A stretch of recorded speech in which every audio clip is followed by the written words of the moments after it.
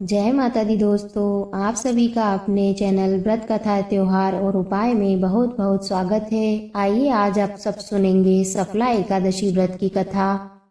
पौष मास कृष्ण पक्ष की एकादशी को इस सफला एकादशी के नाम से जाना जाता है। इस दिन भगवान विष्णु, माता लक्ष्मी और भगवान विष्णु के नारायण स्वरूप के पूजन करने का विधान है। जो भी भक्त सच्ची श्रद्धा के साथ, नियम और निष्ठा के साथ सफला एकादशी का व्रत धारण करते हैं, भगवान का पूजन करते हैं, तो इससे व्यक्ति के सभी प्रकार के पाप और ताप नष्ट होते हैं तथा सभी प्रकार के कार्यों में सफलता की प्राप्ति होती है और अंत में भगवत धाम की प्राप्ति हो। तो आइए सुनते हैं सफला एकादशी व्रत की कथा। तो बोलिए प्रेम से भगवान विष्णु की जय, माता लक्ष्मी की जय, एकादशी माता की जय। महाराज युधिष्ठिर ने पूछा, हे जनार्दन, पौष कृष्ण एकादशी का क्या नाम है? उस दिन कौन से देवता का पूजन किया जाता है और उसकी क्या विधि है? कृपया मुझे बताएं।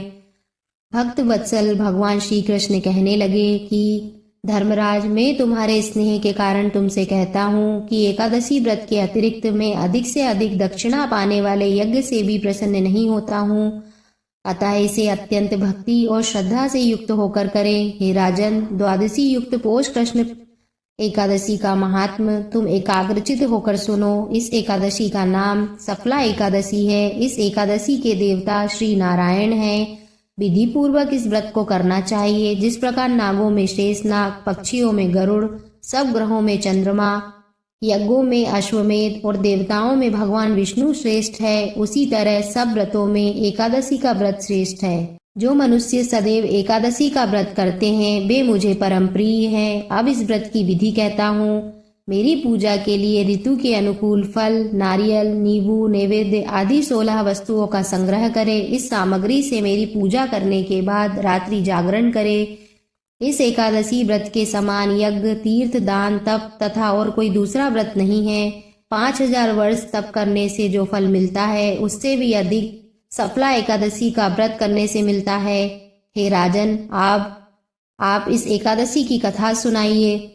अब आप सफला एकादशी व्रत की कथा का श्रवण कीजिए। चंपावती नगरी में एक महिष्मान नाम का राजा राज्य करता था। उसके 4 पुत्र थे। उन सब में लुम्पक नाम वाला बड़ा राजपुत्र महापापी था। वह पापी सदा पर स्त्री और वेश्यागमन तथा दूसरे बुरे कामों में अपने पिता का धन नष्ट किया करता था। सदैव ही देवता, ब्राह्मण, वैष्णवों की निंदा किया करता था। जब राजा को अपने बड़े पुत्र के ऐसे कुकर्मों का पता चला तो उन्होंने उसे अपने राज्य से निकाल दिया। तब वह विचारने लगा कि कहाँ जाऊं, क्या करूं। अंत में उसने चोरी करने का निश्चय किया। दिन में वह वन में रहता और रात्रि को अपने पिता की नगरी में चोरी करता तथा प्रजा को तंग करने और उन्हें मारने का कुकर्म करता। कुछ समय पश्चात सारी नगरी भयभीत हो गई। वह वन में रहकर पशु आदि को मारकर खाने लगा। नागरिक और राज्य के कर्मचारी उसे पकड़ लेते किंतु राजा के भय से छोड़ देते। वन के एक अति प्राचीन विशाल पीपल का वृक्ष था। लोग उसकी भगवान के समान पूजा करते थे। उसी वृक्ष के नीचे वह महापापी लुम्पक रहा करता था।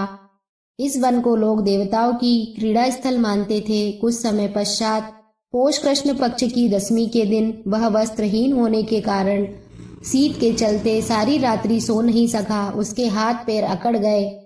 सूर्योदय होते होते वह मूर्छित हो गया। दूसरे दिन एकादशी को मध्याह्न के समय सूर्य की गर्मी पाकर उसकी मूर्छा दूर हुई।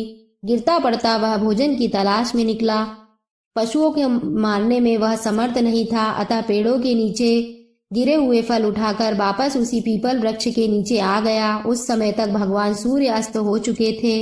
वृक्ष के नीचे फल खाकर कहने लगा, हे भगवान, अब आपकी ही अर्पण है ये फल, आप ही तृप्त हो जाइए। उस रात्रि को दुख के कारण रात्रि को भी नींद नहीं आई।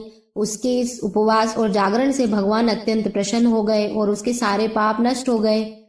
दूसरे दिन प्रातः एक अति सुंदर घोड़ा अनेक सुंदर वस्तुओं से सजा हुआ उसके सामने आकर खड़ा हो गया।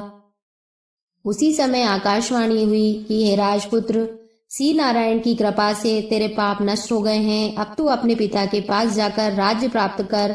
ऐसी वाणी सुनकर वह अत्यंत प्रसन्न हुआ और दिव्य वस्त्र धारण करके भगवान आपकी जय हो कहकर अपने पिता के पास गया। उसके पिता ने प्रसन्न होकर उससे समस्त राज्य का भार सौंप दिया और वन का रास्ता लिया। अब लुम्पक शास्त्रानुसार राज्य करने लगा। उसके स्त्री पुत्र आदि सारा कुटुंब भगवान नारायण का परम भक्त हो गया। वृद्ध होने पर वह भी अपने पुत्र को राज्य का भार सौंपकर वन में तपस्या करने चला गया और अंत समय में वैकुंठ को प्राप्त हुआ।